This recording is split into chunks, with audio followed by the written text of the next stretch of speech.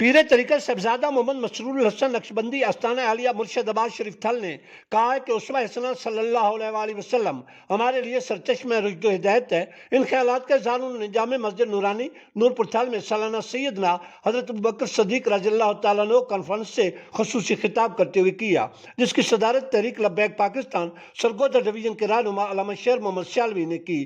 اس موقع پر تحریک لبیک پاکستان کے ممتاز رہنما ہاشم اثر رضوی نے اظہار خیال کرتے ہوئے کہا کہ خلفائے راشدین نے دین متین کی ترویج کے لیے مثالی کردار ادا کیا۔ انہوں نے کہا کہ سیدنا حضرت ابوبکر صدیق رضی اللہ تعالیٰ عنہ کی دینی خدمات تاریخ اسلام کا روشن باب ہیں۔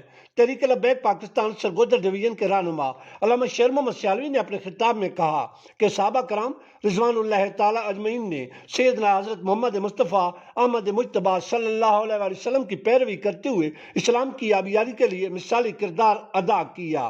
صحابہ کرام رضوان اللہ تعالیٰ اجمعین کی زندگی ہمارے لیے مینار نور ہے۔ اس موقع پر مقررین نے اظہار خیال کرتے ہوئے کانفرنس کے انعقاد پر تحریک لبیک پاکستان کے رہنما شیخ قاری محمد انعام الرحیم اور ان کے جملہ مومنین کی کاوشوں کو شاندار الفاظ میں سراہا۔